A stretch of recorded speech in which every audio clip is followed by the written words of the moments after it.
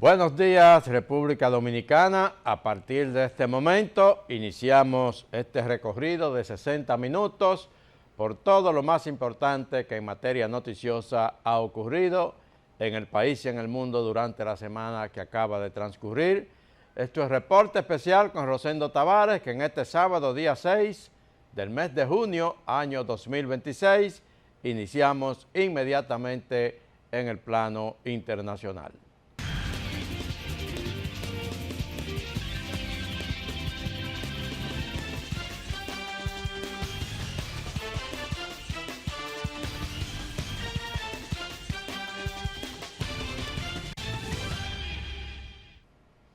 Comenzamos con la situación de Irán, el conflicto Irán, Estados Unidos e Israel.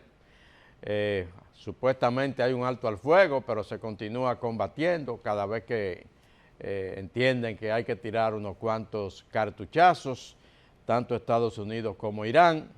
La situación en el Líbano no mejora, Israel sigue atacando. Mientras tanto, el ayatolá Mojtaba Khamenei, que es el líder supremo de Irán, aunque todavía no se le ha visto en público desde que fue elevado a ese rango, pues proclama la victoria frente a Estados Unidos. Él proclama la victoria de Irán, dice que el enemigo malicioso ha sido derrotado en el enfrentamiento con las Fuerzas Armadas iraníes.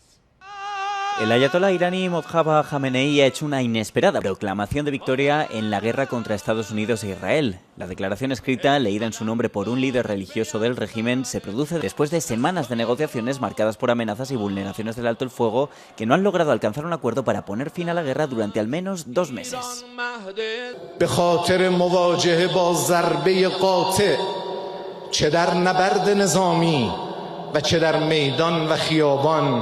تحقیری پرمعنا و عمیق را تجربه می کند که در اثر آن واگرایی ملموس کشورها از او را سبب شده کید خود را در جنگ ترکیبی بر 2 نقطه متمرکز ساخته است.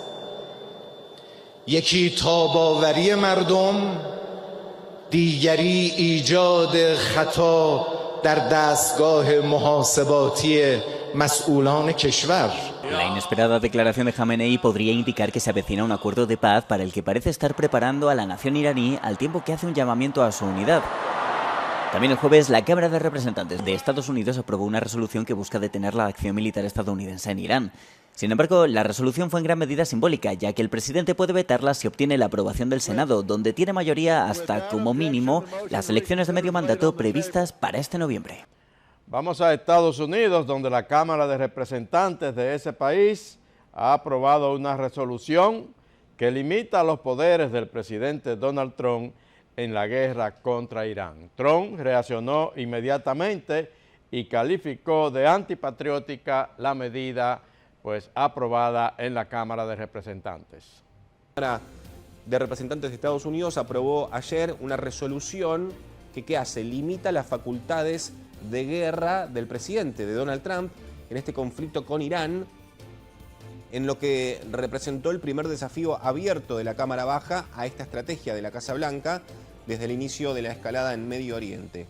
La iniciativa lo que establece es que Trump deberá retirar a las fuerzas estadounidenses de las hostilidades contra Irán, salvo que el Congreso declare formalmente la guerra o autorice de manera específica una intervención militar.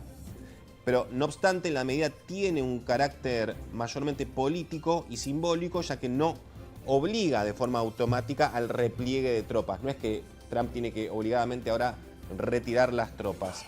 El presidente de Estados Unidos, Donald Trump, tachó de antipatriótica la decisión de aprobar una resolución que limita sus poderes bélicos contra Irán en un mensaje publicado en Truth Social. La decisión, de carácter mayormente simbólico, se aprobó este miércoles, 3 de junio por 215 votos contra 208, con 4 republicanos que se manifestaron a favor. El mandatario la describió como una votación sin sentido.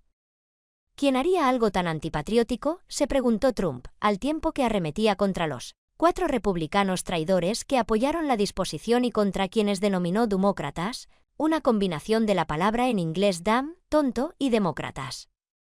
El Fondo Monetario Internacional, hablando sobre los efectos de la guerra, dice el Fondo Monetario Internacional que la subida en el precio del petróleo por la guerra en Irán está generando inflación a nivel mundial. Dice que el petróleo subió un 35% solamente en el mes de marzo y que estos efectos se están sintiendo en la economía mundial y que se proyecta que se van a incrementar aún mucho más en el futuro. El Fondo Monetario Internacional, FMI, advirtió que el incremento en el precio del crudo, provocado por la guerra en Medio Oriente, está trasladando presión inflacionaria a nivel global. No obstante, la mayor parte de la suba se concentró durante marzo, tras el inicio del conflicto, y desde entonces los precios se mantuvieron estables, según precisó la portavoz del organismo, Julie Kozak, en una conferencia de prensa. Kozak afirmó que el organismo ve indicios de que el impacto de la crisis se está trasladando a la inflación, y detalló que las expectativas inflacionarias a corto plazo registraron un repunte. También destacó otros efectos, como la concentración de ganancias en los mercados financieros, cambios en las previsiones de los inversores y un aumento en los rendimientos de la deuda soberana. La portavoz del FMI explicó que, desde el estallido de la guerra el 28 de febrero, el precio del crudo subió un 35% en marzo, pero desde que el organismo elaboró su escenario de referencia macroeconómica, el alza resulta de apenas un 3% adicional, lo que atribuyó a los contactos entre Washington y Teherán para buscar una solución al conflicto. En Estados Unidos, el presidente Donald Trump ha propuesto a su ex abogado personal, o mejor dicho, su abogado personal, el señor Tad Blanchett, para liderar de manera permanente el Departamento de Justicia de los Estados Unidos, y eso está generando muchas opiniones en contra en ese país, debido a que se entiende que el Departamento de Justicia quedaría definitivamente prácticamente en las manos del presidente. El fiscal general en funciones de Estados Unidos se mantendría en el cargo. Donald Trump debería confirmar a Todd Blanche a la cabeza del Departamento de Justicia, según reveló el asistente del presidente Dan Scavino en un video publicado en la red X. Todavía falta la nominación oficial de la Casa Blanca, pero el fiscal de 51 años ya agradeció al presidente Trump. Quiero agradecer al presidente Trump porque nos ha dicho una y otra vez que la misión de este Departamento de Justicia, día tras día, es ser implacables en la defensa de la ley y el orden. Todd Blanche entró en funciones cuando reemplazó a Pam Bondi, cuya posición resultó debilitada en medio de las tensiones por la publicación de documentos relacionados a Jeffrey Epstein. Sin embargo, Todd Blanche también es una figura controvertida. Últimamente, la oposición criticó al Departamento de Justicia por su plan, ahora descartado, de crear un fondo contra la politización de $1.800 millones, denunciado como dinero destinado a recompensar a personas leales a Donald Trump. Organizaciones de defensa de los derechos también rechazan la nominación de Todd Blanche, que fue el abogado de Donald Trump en el caso de los registros comerciales falsificados relacionados con los supuestos pagos a la actriz porno Stormy Daniels. En su calidad de fiscal general adjunto y fiscal general en funciones, Blanche es responsable de la transformación del Departamento de Justicia en un defensor de los intereses personales y políticos del presidente, en lugar de un defensor del pueblo a través de la neutralidad de los poderes fiscales. La otra guerra, la de Ucrania, que tampoco parece que va a terminar, ya entra en su 5º año y los combates entre Rusia y Ucrania continúan cada día. Ya Ucrania está incluso atacando a Rusia hasta en su propia capital, Moscú.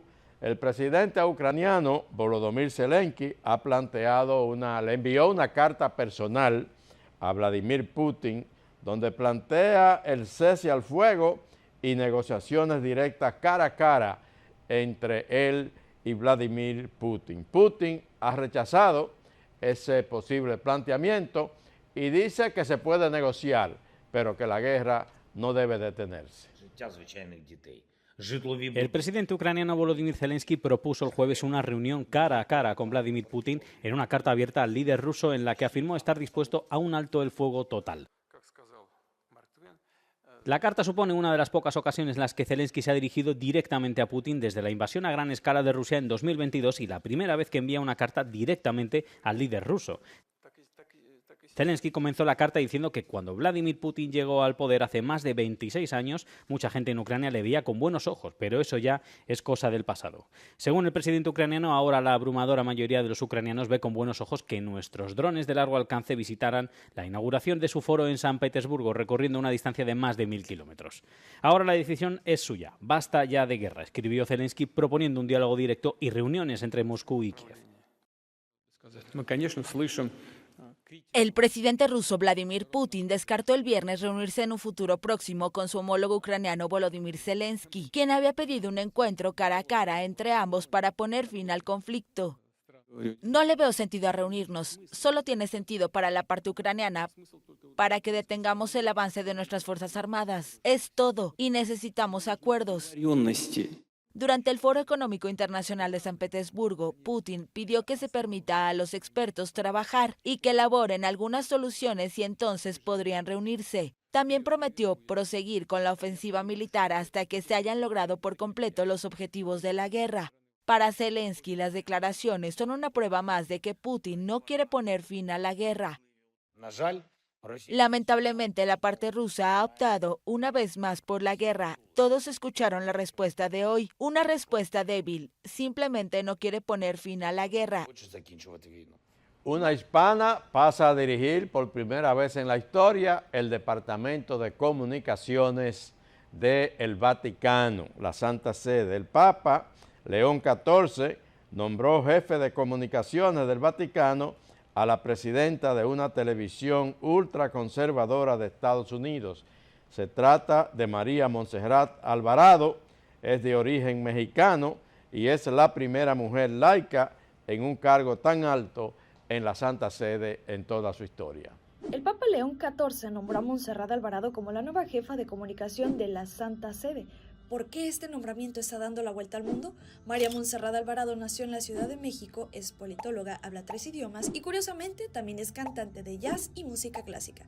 Pero detrás de su arte hay una estratega brillante. Ha liderado una de las cadenas católicas más grandes del planeta, supervisando contenidos globales en 7 idiomas y pasó 14 años defendiendo la libertad religiosa en Estados Unidos con victorias históricas ante la Corte Suprema. A partir del próximo 1 de noviembre, Montserrat se convertirá en la mente maestra detrás de la estrategia digital y de medios de la Iglesia a nivel mundial. Tendrá bajo su mando plataformas gigantescas.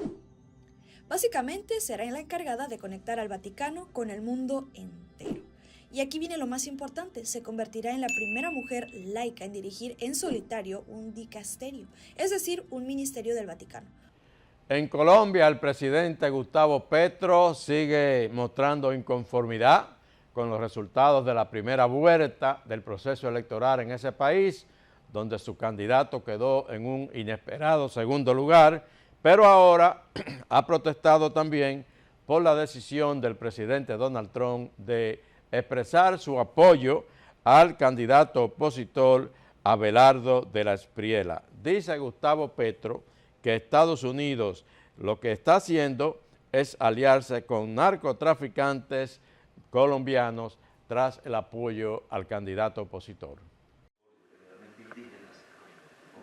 El presidente colombiano Gustavo Petro acusó el jueves a Estados Unidos de respaldar en Colombia a sectores vinculados con el narcotráfico, tras el apoyo expresado por Donald Trump al candidato de derecha Abelardo de la Espriella de cara al balotaje presidencial del 21 de junio.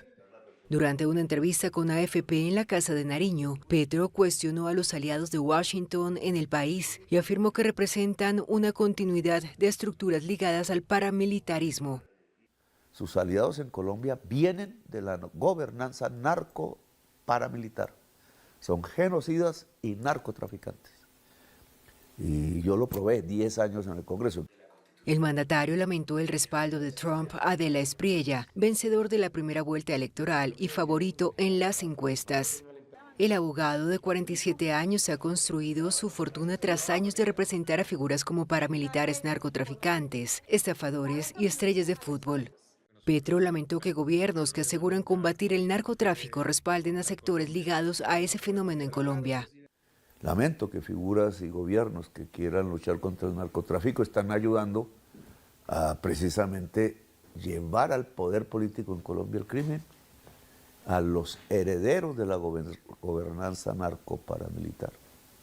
Pero el que sepa historia de Colombia sabrá a qué me refiero. La confrontación de Estados Unidos con México, las constantes críticas del presidente Donald Trump hasta la presidenta mexicana Claudia Sheinbaum, ha hecho que Andrés Manuel López Obrador, el expresidente que se mantenía en bajo perfil, pues ha salido a la luz pública esta semana y ha cerrado fila con la presidenta mexicana. Respalda a Claudia Sheinbaum y se pregunta por qué cambió tanto Donald Trump desde que él, Andrés Manuel López Obrador, dejó la presidencia de México. El escenario político de México y Estados Unidos se ha sacudido por completo tras la inesperada reaparición pública del expresidente Andrés Manuel López Obrador. Sí, el exmandatario decidió romper el relativo silencio que mantenía desde que dejó el cargo para manifestar un respaldo absoluto a la presidenta Claudia Sheinbaum Pardo y lanzar una crítica directa al mandatario estadounidense Donald Trump, por lo que considera un preocupante cambio de actitud hacia nuestro país. A través de sus redes sociales oficiales, López Obrador difundió un documento de 5 páginas titulado "Mi apoyo sin condiciones a la presidenta Claudia Sheinbaum Pardo" y una respetuosa reflexión sobre el presidente Donald Trump. Desde Palenque, Chiapas, el político tabasqueño acompañó su publicación con una frase que de inmediato se volvió tendencia en las plataformas digitales, escribiendo textualmente que por el bien de todos regrese el otro Trump. En el texto, el expresidente describió a Sheinbaum Pardo como una gobernante altamente eficiente, prudente y profundamente comprometida con la soberanía nacional. López Obrador enfatizó que su respaldo hacia la actual presidenta es absoluto frente a las constantes presiones externas que enfrenta el gobierno mexicano en la actualidad, y recordó una premisa clave de la política exterior mexicana: cooperación sí, sometimiento jamás. El punto central de su mensaje fue el cuestionamiento al actual comportamiento de Donald Trump. López Obrador recordó que durante su sexenio se logró una relación de diálogo fructífero, basada en el respeto mutuo y en la consolidación del TEMEC. Sin embargo, acusó que el actual mandatario de la Casa Blanca ha modificado drásticamente su postura, debido a la influencia de falsos amigos y consejeros que le promueven una visión equivocada sobre México. López Obrador también arremetió contra lo que calificó como prácticas intervencionistas impulsadas desde Washington. En el documento sostiene que las acciones punitivas de Estados Unidos, bajo argumentos de migración o narcotráfico, responden a intereses meramente políticos y electorales de ese país, más que una estrategia real para solucionar crisis internas tan graves como lo que es el consumo de drogas entre su propia población. Vamos a Brasil, donde hay una reacción del presidente Luis Ignacio Lula da Silva al anuncio del presidente Donald Trump de que va a imponer nuevos aranceles a ese país. Lula advierte de represalia, arremete contra Marco Rubio, el secretario de Estado de los Estados Unidos, a quien tilda de ser el enemigo mortal de América Latina. El presidente de Brasil, Luis Ignacio Lula da Silva, criticó las amenazas de nuevos aranceles anunciadas por Estados Unidos y defendió la posición de su país frente a las tensiones comerciales con Washington. Durante una reunión con su gabinete, Lula aseguró que Brasil ha estado dispuesto a dialogar sobre las diferencias entre ambos países, pero cuestionó la forma en que se han planteado posibles sanciones comerciales contra la mayor economía de América Latina. Vamos a luchar para que este país no sea tratado como una republiqueta insignificante.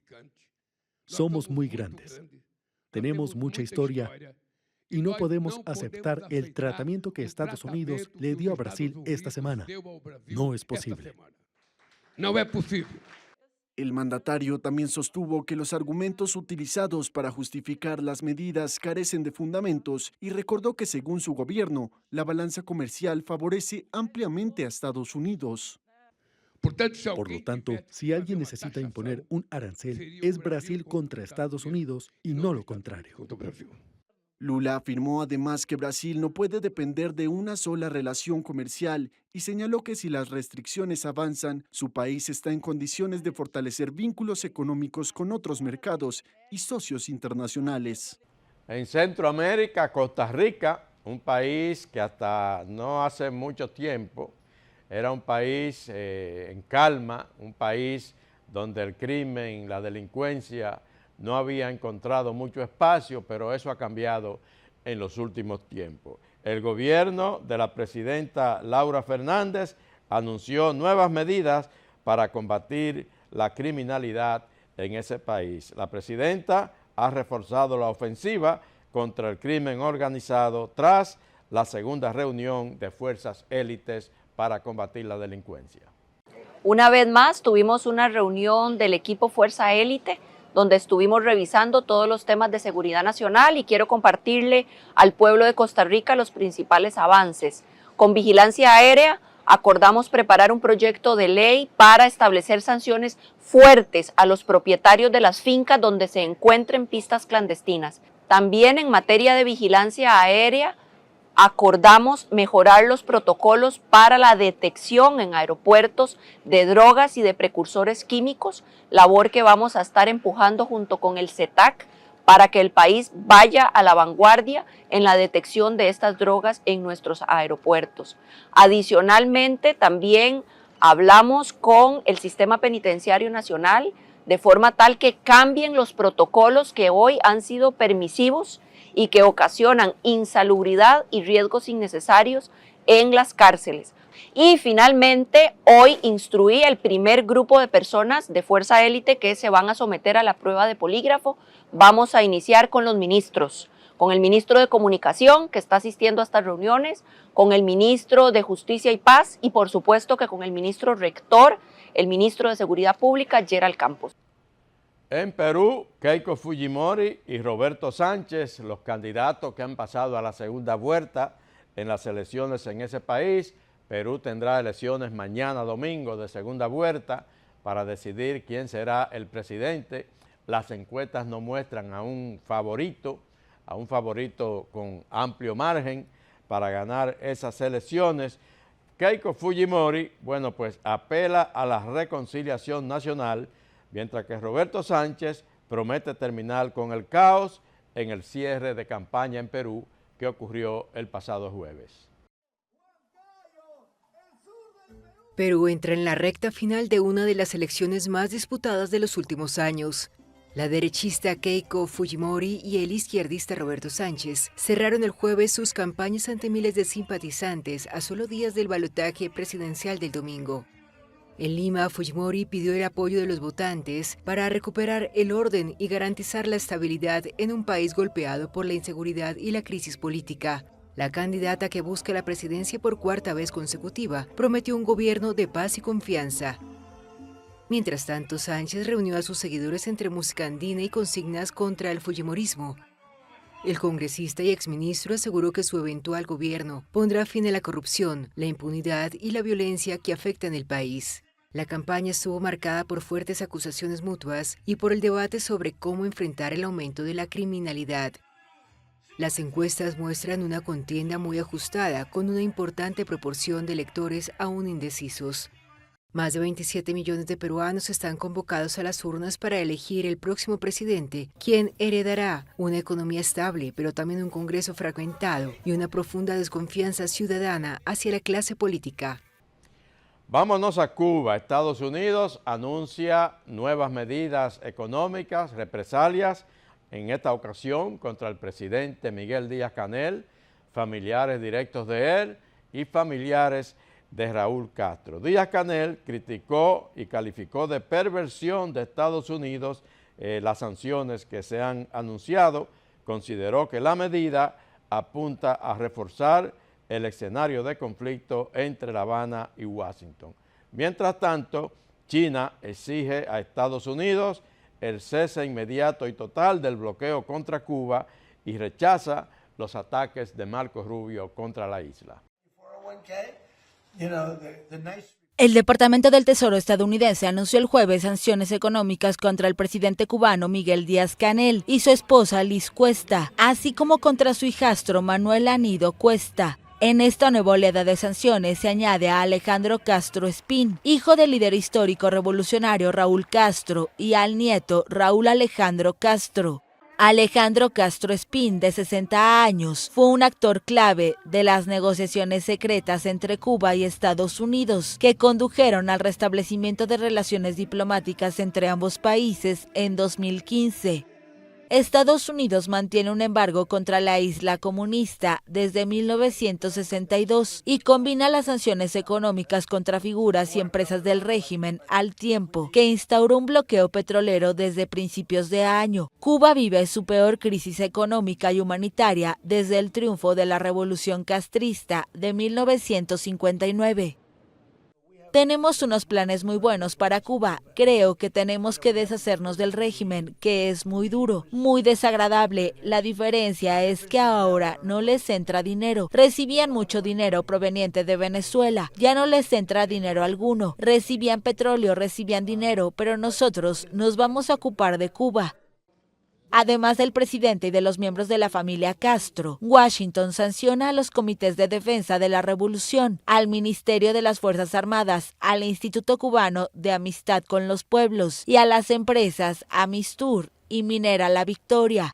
Seguimos en Cuba, donde a propósito de toda esa situación de sanciones y de la economía cubana básicamente paralizada, bueno, esto ha repercutido de manera muy negativa en la industria turística de ese país, que ha perdido un 56% en los últimos tiempos. No solo las principales líneas aéreas internacionales, por lo menos 10, han dejado de volar a Cuba, han suspendido sus operaciones en Cuba, sino que ahora se suman también las cadenas hoteleras. La cadena Meliá, la cadena Iberoestar, la cadena Blue Diamond y la cadena Archipiélago Internacional han reducido sus operaciones algunas y otras salen de manera permanente de La Habana, de Cuba. La grave crisis económica de Cuba y el miedo a las sanciones de Estados Unidos están terminando de debilitar el sector turístico de la isla,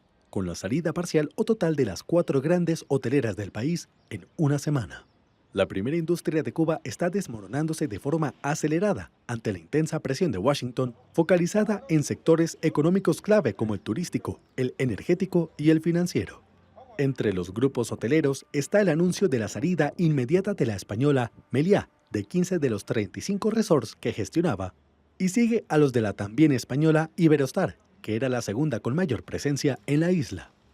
En los días previos, habían sucedido también declaraciones en el mismo sentido del grupo canadiense Blue Diamond, que cesa su actividad totalmente en Cuba, y de la Indonesia Archipiélago International, que operaba 6 establecimientos en el país caribeño.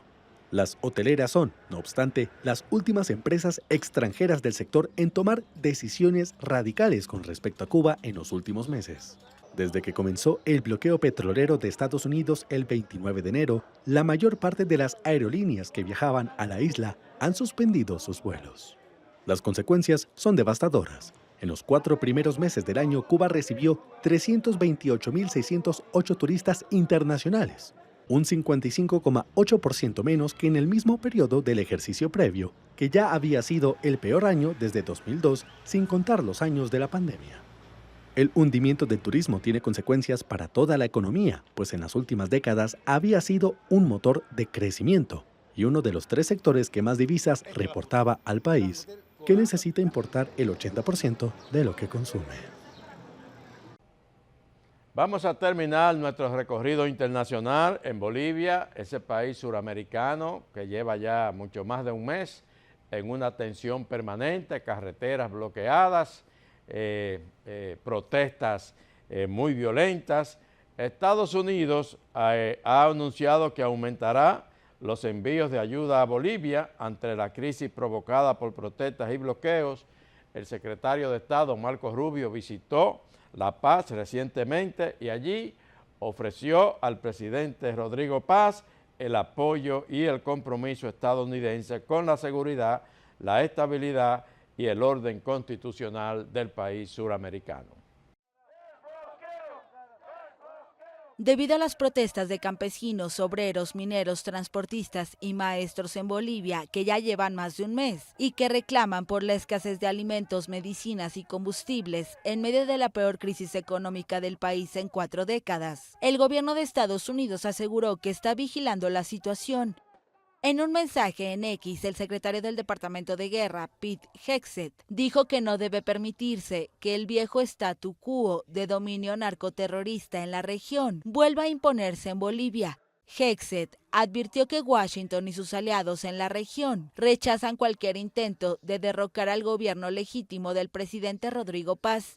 Y según un comunicado, el jefe de la diplomacia, Marco Rubio, llamó telefónicamente al presidente boliviano para reafirmar el compromiso inquebrantable de Estados Unidos de apoyar la democracia de Bolivia y a la administración Paz mientras reconstruye el país tras 20 años de fracasadas políticas socialistas. El texto añade que Estados Unidos está intensificando la asistencia de emergencia y el apoyo logístico a las operaciones en Bolivia. Rodrigo Paz presentó el miércoles una propuesta de ley para facilitar que los militares levanten los bloqueos de vías, que han agudizado la escasez de productos esenciales. Tras la llegada al poder del conservador Rodrigo Paz, Bolivia reactivó rápidamente sus relaciones con Washington y se convirtió en uno de los miembros de la Alianza de Seguridad Escudo de las Américas, que lanzó el mandatario estadounidense Donald Trump, y de hecho, junto a los 3 integrantes del grupo hace 2 semanas, manifestaron su preocupación por las protestas contra el presidente boliviano. Vamos a una pausa comercial, retornamos enseguida en el plano nacional.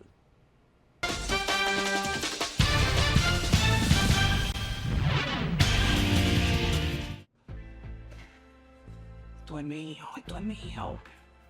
Claro que yo puedo. En mi proyecto somos curiosos, valiente, luchador y soñador. hay que soñar en grande. Y yo sueño con lo más grande. Si hablamos de honestidad, vayan y pregunten. Porque yo soy honesta de verdad. Nunca dejo de pensar en lo demás. Así soy yo. Así soy. Porque yo soy de aquí. De aquí. Y por eso, yo soy invencible. Cuando los dominicanos creemos en nosotros mismos, somos invencibles. Lo sabemos porque somos Banreservas, el banco de todos los dominicanos.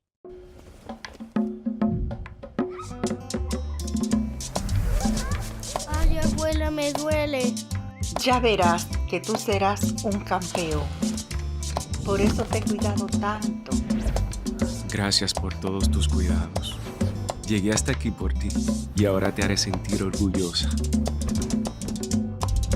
Valió la pena. Y ahora soy yo, abuela, que voy a cuidar de usted. Porque cuando cuidan de ti, tú también aprendes a cuidar de ellos. GBC, 30 años contigo. Cada hogar tiene un espacio especial que disfrutamos. Juan ama llegar y ver el juego con su hijo en la sala. Lo de María es leer con su cafecito en la galería. Y la cocina es el lugar donde la familia crea y comparte recuerdos en cada plato. Detrás de esos momentos que disfrutamos hay una gran historia. Fueron muchas horas de entrega de Juan en el negocio, años en los que María trabajó con paciencia y dedicación como profesora, y tiempo donde juntos trabajaron por lo que tienen hoy. Cada logro es valioso. Cuida lo que has construido. Asegura tu hogar. Protege tu esfuerzo. Con nuestros seguros de vivienda, Seguros Reservas, respaldamos tu mañana.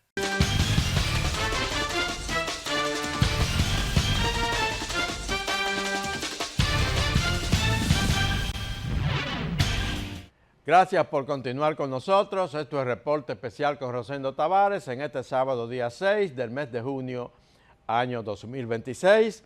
Comenzamos con la Procuradora General de la República, Jenny Berenice Reynoso, que emitió un comunicado esta semana rechazando tajantemente la decisión de la jueza del Tribunal del Distrito Nacional que declaró no al lugar contra Gonzalo Castillo y José Ramón Peralta. Dice Jenny Berenice que ella conoce las pruebas de primera mano y que definitivamente esa fue una decisión carente de toda importancia jurídica. Detener la lucha contra la corrupción tras recientes decisiones judiciales. Reynoso hizo mención del caso específico en el que estaban imputados Gonzalo Castillo y José Ramón Peralta y dijo que como parte de la investigación que se conocen ya las pruebas de primera mano, por lo que apelarán esta decisión con el propósito de que esas pruebas sean conocidas en un juicio de fondo. Sostuvo que la lucha contra la corrupción enfrenta una campaña, pero dijo también que saben de dónde vienen esos ataques y quiénes forman parte de los mismos. Jenny Berenice hizo una mención también de los logros de la lucha contra la corrupción, en los que destaca 274 personas físicas y jurídicas acusadas, 74 condenadas o condenas de personas físicas y jurídicas obtenidas, a la vez en los casos conocidos hasta el momento. Son 174 los autos de apertura a juicio, más de 6.000 millones de pesos decomisados, condenas contundentes y decomisos históricos a favor del Estado. Ella también afirma que un código penal que contempla nuevos tipos penales en materia de delitos contra el patrimonio público, entre otras menciones. Los gobiernos de Surinam y la República Dominicana pactaron acuerdos esta semana en turismo, agro y seguridad. Luis Abinader, presidente de la República Dominicana, recibió en el Palacio Nacional a su homóloga Jennifer Gerling-Simons. Llaman a reforzar acciones internacionales para estabilizar Haití, pero sobre todo anuncian este compromiso de colaboración mutua entre ambos países. Durante el encuentro que sostuvo este lunes el primer mandatario Luis Abinader con la presidenta de Surinam, Jennifer Gerling-Simons, se establecieron 7 acuerdos que, según el jefe de Estado, ofrecen oportunidades de inversión entre ambas naciones en términos de turismo, comercio y agricultura. Como ustedes saben, Surinam es un país que tiene un gran futuro, donde hay un proceso de exploración y también de explotación de grandes cantidades de hidrocarburos, con reservas muy importantes, tanto de petróleo como de gas natural, y nosotros estamos también estudiando cómo podemos, conjuntamente con la República de Surinam. De su lado, Gerling-Simons agregó que durante el encuentro ambos presidentes abordaron la crisis humanitaria en Haití, calificándola como un reto regional que exige una respuesta compasiva. Además, se trató el tema de la situación en Cuba. Nosotros tuvimos inquietudes en cuanto a la seguridad humanitaria y los retos socioeconómicos que las personas de Haití están pasando en estos momentos. La situación humanitaria que se encuentra en Cuba y también como CARICOM y parte de CARICOM, nosotros promovemos soluciones que puedan respetar los derechos humanos y los principios de la ley internacional. Otros temas relevantes a resaltar fueron en materia de energía, ya que Surinam busca socios para reducir costos y garantizar la seguridad energética, además de intercambios educativos donde se ampliarán nuevos programas para que los jóvenes adquieran habilidades ante un mundo de rápida transformación. Nosotros buscamos formas concretas de expandir las inversiones y el intercambio dentro de nuestras regiones y reconocer el potencial que tenemos en sectores de agricultura, energía renovable, turismo. El Código Laboral sigue discutiéndose en el Congreso Nacional. El presidente de la Cámara, Alfredo Pacheco, anunció que se va a conocer en segunda lectura el proyecto de Código Laboral. El empresariado sigue advirtiendo que en los términos en que se está planteando, bueno, pues no hay consenso y por lo tanto está pidiendo revisión de lo que se aprobó en primera lectura, donde no se tocó para nada la cesantía laboral. Celso Juan Marrancini exhortó a los congresistas a darle tiempo al proyecto de ley para retomar las discusiones y que se logren rescatar los acuerdos establecidos por el tripartismo en las pasadas discusiones sobre el tema. Proyecto de modificación al Código de Trabajo. El sector empresarial volvió a externar su rechazo a la aprobación de la pieza, pidiendo al Congreso actuar con prudencia y abriendo un espacio de diálogo que permita la construcción de una iniciativa mucho más equilibrada.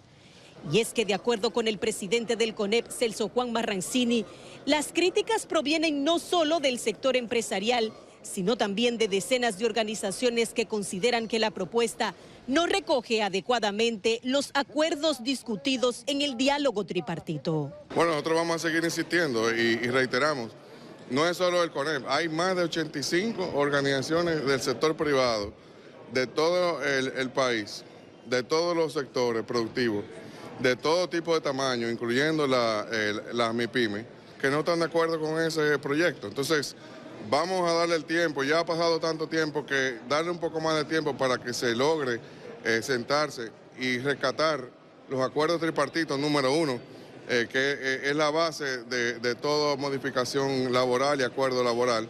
Y número 2, ver cómo esto mejora las condiciones para reducir la informalidad y cómo conecta con otras reformas.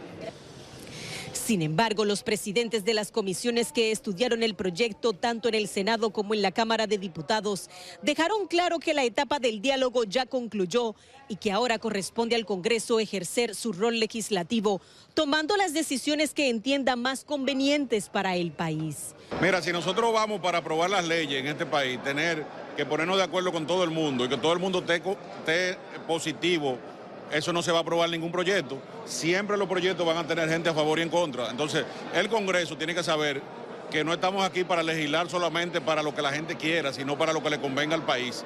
Entonces, no podemos buscarle consenso a todos los proyectos que se vayan a aprobar.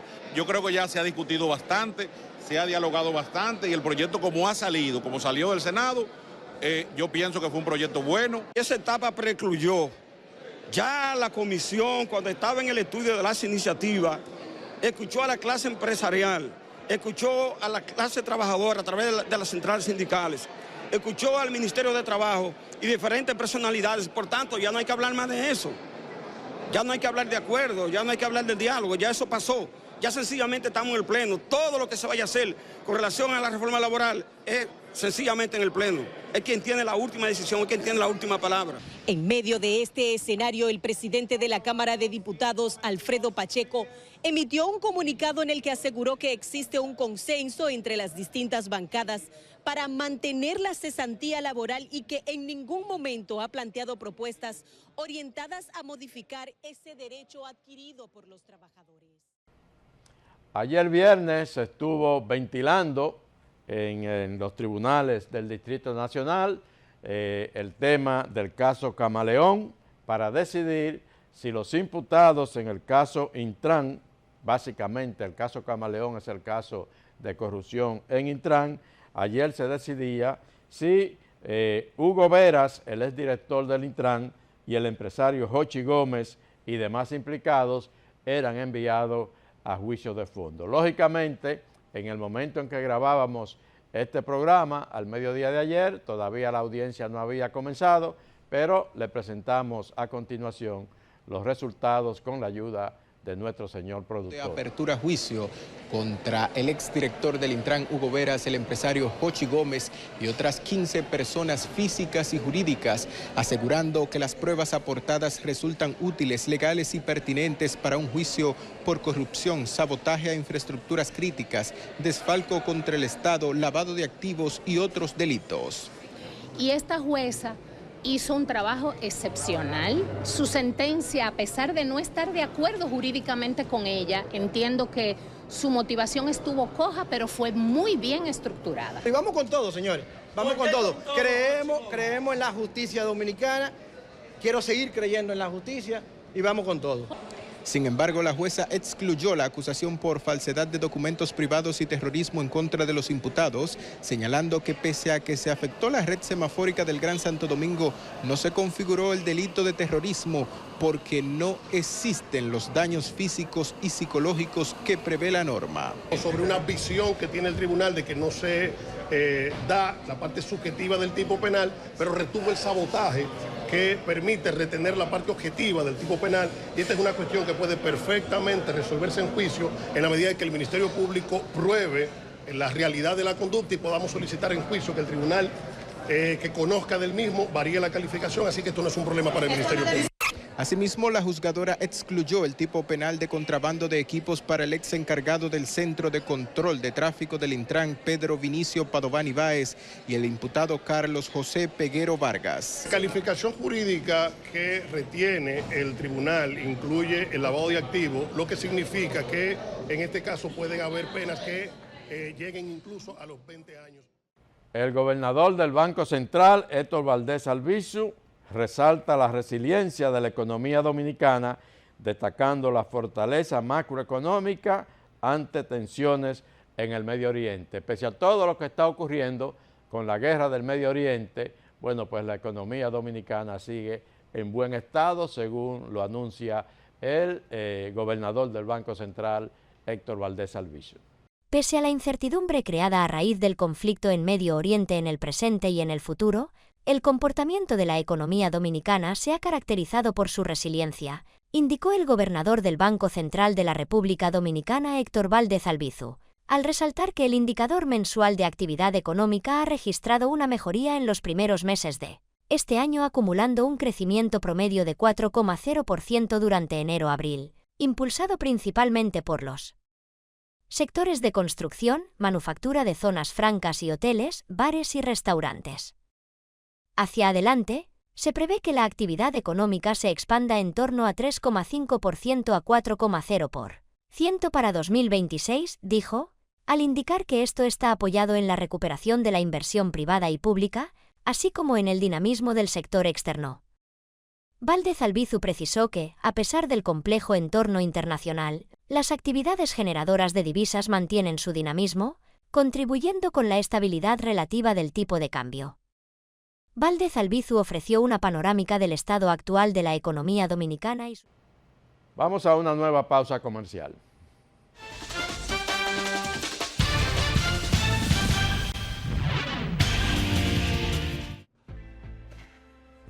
Tú es mío.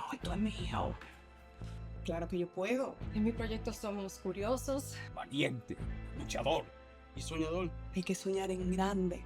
Y yo sueño con lo más grande. Si hablamos de honestidad, vayan y pregunten. Porque yo soy honesta de verdad. Nunca dejo de pensar en lo demás. Así soy yo. Así soy. Porque yo soy de aquí. De aquí. Y por eso, Yo soy invencible. Cuando los dominicanos creemos en nosotros mismos, somos invencibles. Lo sabemos porque somos Banreservas, el banco de todos los dominicanos.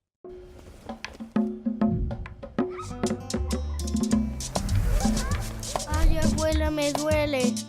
Ya verás que tú serás un campeón. Por eso te he cuidado tanto.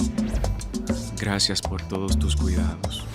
Llegué hasta aquí por ti y ahora te haré sentir orgullosa. Y ahora soy yo, abuela, que voy a cuidar de usted. Porque cuando cuidan de ti, tú también aprendes a cuidar de ellos. GBC, 30 años contigo. Cada hogar tiene un espacio especial que disfrutamos. Juan ama llegar y ver el juego con su hijo en la sala. Lo de María es leer con su cafecito en la galería. Y la cocina es el lugar donde la familia crea y comparte recuerdos en cada plato. Detrás de esos momentos que disfrutamos hay una gran historia. Fueron muchas horas de entrega de Juan en el negocio, años en los que María trabajó con paciencia y dedicación como profesora, y tiempo donde juntos trabajaron por lo que tienen hoy. Cada logro es valioso. Cuida lo que has construido. Asegura tu hogar. Protege tu esfuerzo. Con nuestros seguros de vivienda, Seguros Reservas, respaldamos tu mañana.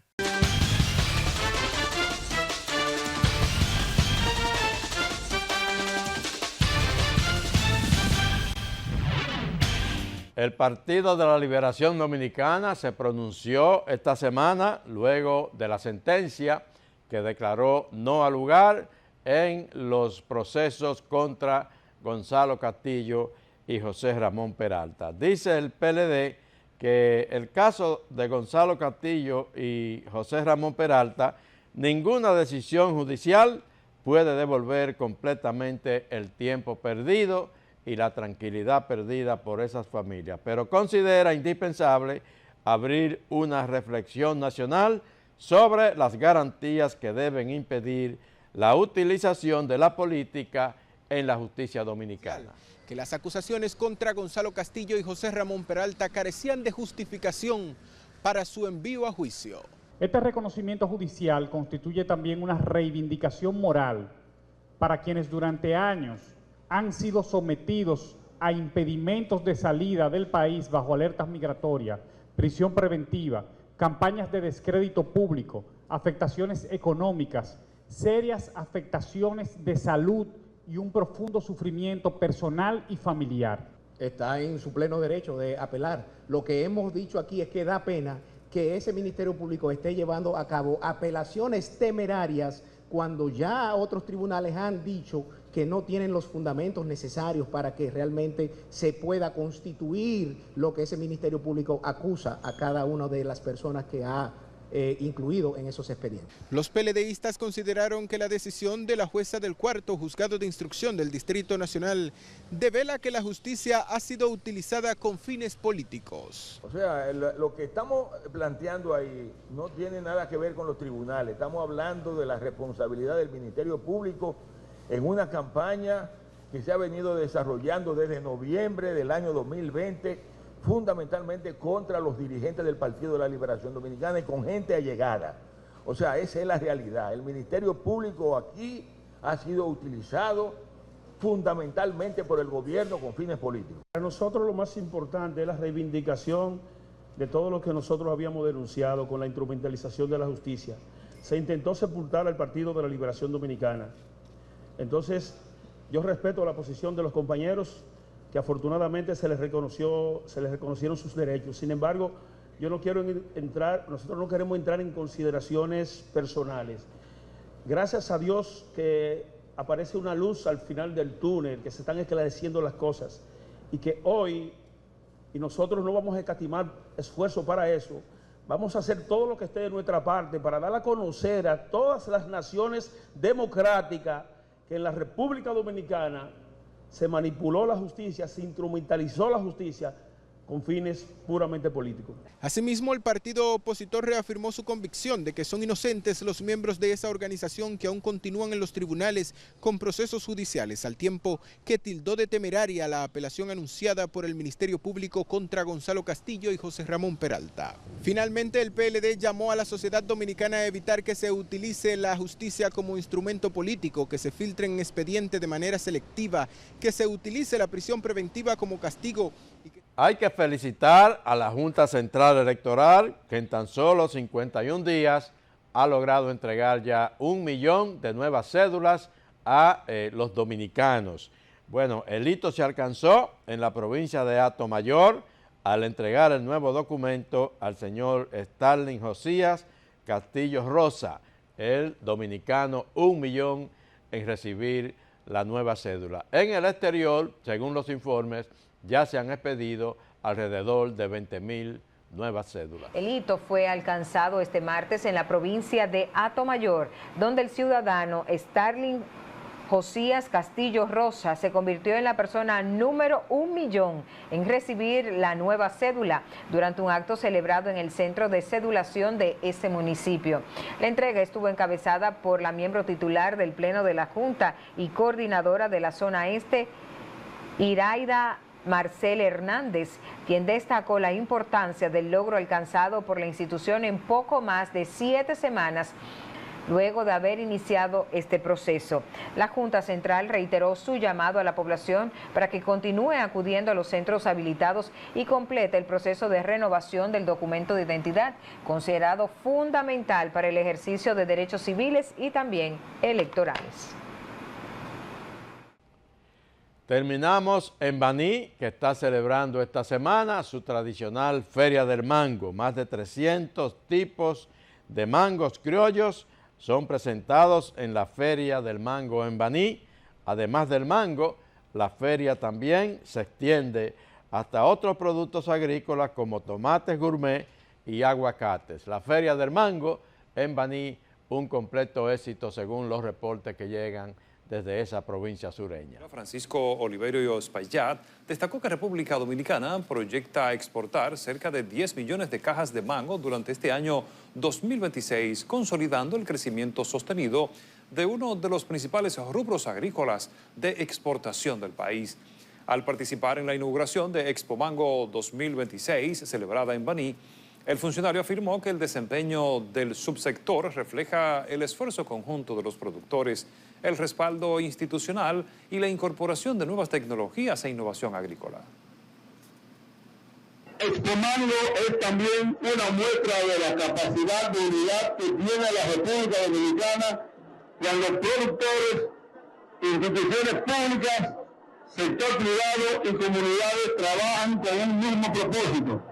Valoramos el respaldo firme que desde el gobierno se continúa ofreciendo al sector agropecuario nacional, impulsando políticas orientadas a la tecnificación, la innovación, la exportación y el desarrollo rural, pilares fundamentales para seguir fortaleciendo la seguridad alimentaria y la competitividad de nuestro país. Expo Mango 2026 es organizada por el Clúster del Mango, ProMango, y reúne a productores, exportadores, empresas, instituciones y visitantes en torno a una de las actividades agrícolas más importantes de la región. Con las 300 variedades de mangos en Baní, terminamos por hoy. Reporte especial con Rosendo Tavares, que regresará el próximo sábado, como de costumbre, al más alto nivel periodístico. Tengan todos muy buen fin de semana.